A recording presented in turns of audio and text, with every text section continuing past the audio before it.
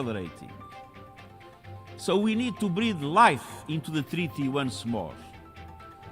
ሰዎች በጋዛ ያለው ጦርነትና የፍልስጤም ሕዝብ ሰቆቃ መቼ ነው የሚያልቀው እያሉ ነው። ታዲያ በዚህ ጉዳይ ላይ በኢስላማባድና በዩኤን ስብሰባ ተደርጓል። ምን አዲስ ነገር አለ?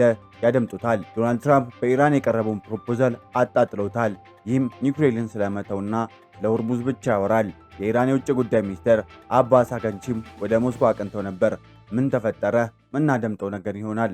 ሰላም የሳብ ኒውስ ቤተሰቦች፣ የማለዳ ዜናችንን ይዘን ቀርበናል። ቻናላችንን አንድ ሰብስክራይበር ለመግባት የምናደርገውን ጥረት እንዲቀላቀሉን በትህትና ጠየቅን።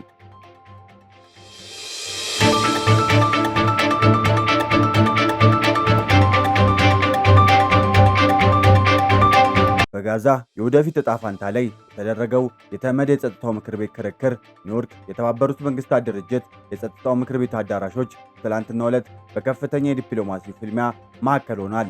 አጀንዳው የጋዛ ግጭትን ለማቆም የታለመ አጠቃላይ ዕቅድና ይህ ምዕራፍ የተኩስ አቁም ስምምነቱ ከተጀመረ ወዲህ እጅግ ስስ የሆነውን ሽግግር ይወክላል።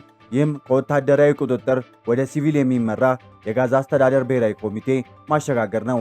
ለወራት ያህል ዓለም አቀፉ ማህበረሰብ ከተማዋን ትክክለኛዋን ቁልፍ ማን ይዛል በሚለው ላይ ሲከራከር ቆይቷል። ዛሬም በስብሰባው ትኩረት የተደረገው የታቀደው የቴክኖራት መንግስት ቅርጽ ሲይዝ የደህንነት ማስጠበቂያ እንዲሁም የታሰበውን የዓለም አቀፍ የማረጋጊያ ኃይል በሚያሰማራው ላይ ነው። ዩናይትድ ስቴትስ እና በርካታ የአውሮፓ ሀገሮች የአረብ ሀገራት ጥምረት ደህንነት ጥበቃው እንዲመራ ግፊት ቢያደርጉም የክልሉ መሪዎች ግን ሁለቱ መንግስታት መፍትሄ የሚመራ የማይቀለበስ መንገድ ካልተረጋገጠ በስተቀር ፍላጎት አላሳዩም። ክርክሩ በተለይ ስለ ብሔራዊ ኮሚቴው ሲወራ ጠንከር ያለ ነበር።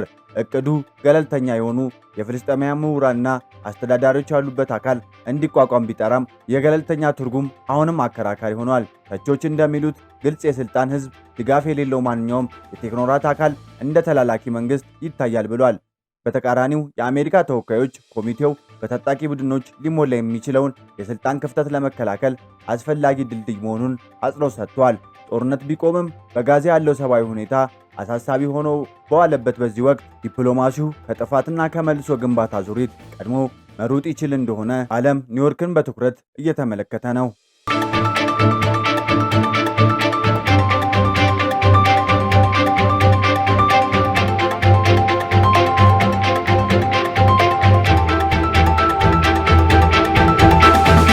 የኢራን የውጭ ጉዳይ ሚኒስትር አባስ አራግቺ በትላንትናው ዕለት በሴንስበርግ ከፕሬዝዳንት ቭላዲሚር ፑቲን ጋር በመገናኘት በሩሲያ ሲያደርጉ የነበረውን የከፍተኛ የዲፕሎማሲ ጉዞ አጠናቋል። ይህ ስብሰባ ትልቅ ለውጥን ያሳያል። ምዕራባውያኑ የውይይት መንገዶችን በማቀብና ባለመተማመን ሲዘጉ፣ ኢራን ብቸኝነቷን ለማስከበር ወደ ምስራቅ እየተመለከተች ነው። የአራግቺ ተልዕኮ ስልታዊ ጋሻን መገንባት ላይ ያተኮረ ነው።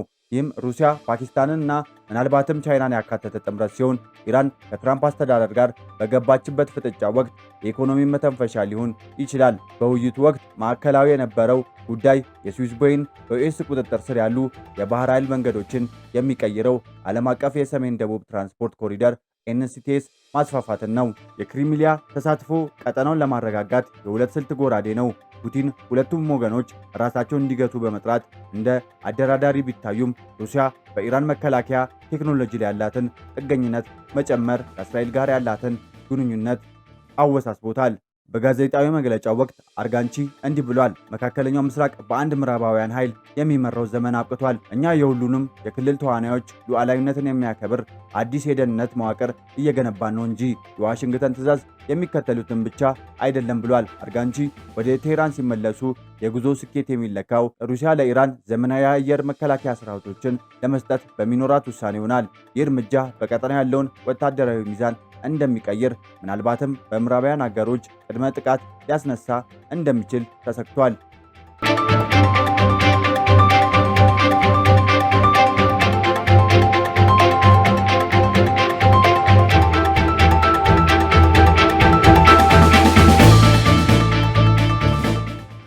በሁለት ተደማጭነት ያላቸው የእስልምናው ዓለም ዋና ከተሞች ውስጥ ለአዲሷ ጋዛ ፍሬምወርክ እየተዘጋጁ ነው።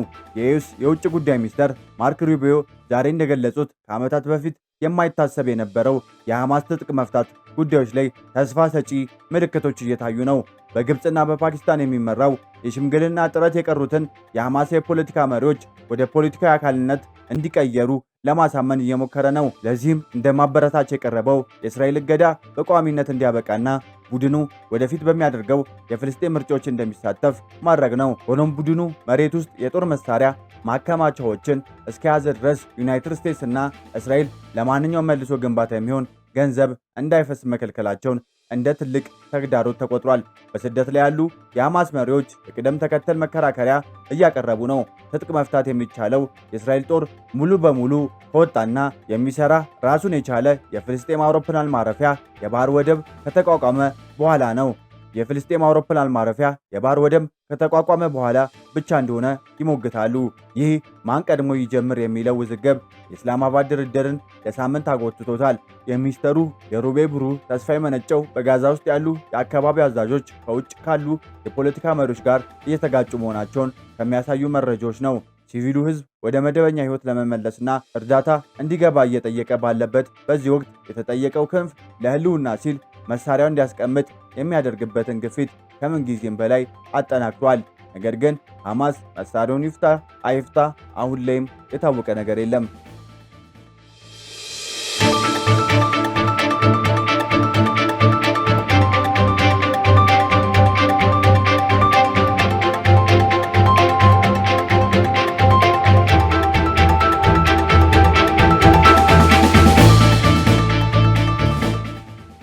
በቤይሩትና በእስራኤል ሰሜናዊ ድንበር ላይ ያለው ዝምተኛው ጦርነት ዳግም ወደ ከፍተኛ ግጭት ሊቀየር እንደሚችል እየታየ ነው። የሂዝቦላ መሪ ናኢም ቃስም ዛሬ ባልታወቀ ቦታ ሆኖ በሰጠው መግለጫ የሊባኖስን እና የጋዛን ግንባሮች ለይቶ የማየት ማንኛውም የዲፕሎማሲ ጥረት ውድቅ አድርጓል። የቃሲም ንግግር የወጣው በጣም ወሳኝ በሆነ ወቅት ነው።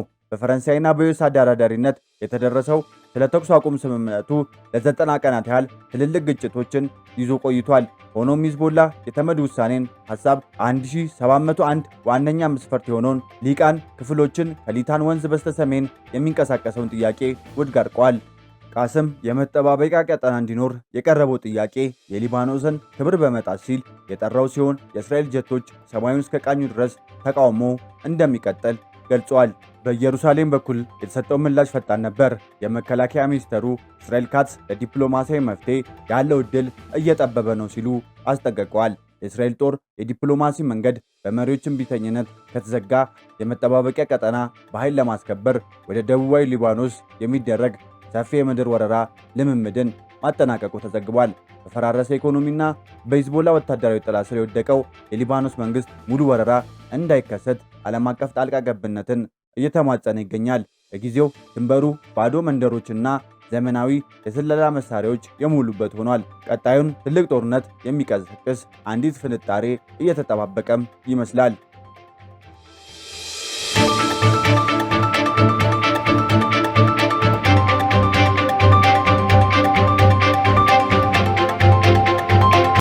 ዋሽንግተን ዲሲ ከዋይት ሃውስ አስተዳደር ከቴህራን የቀረበውን ደፋር የዲፕሎማሲ ጥያቄ ውድቅ ማድረጉን ተከትሎ የዓለም ኃይል ገበያ ዛሬ በከፍተኛ ስጋት ላይ ወድቋል።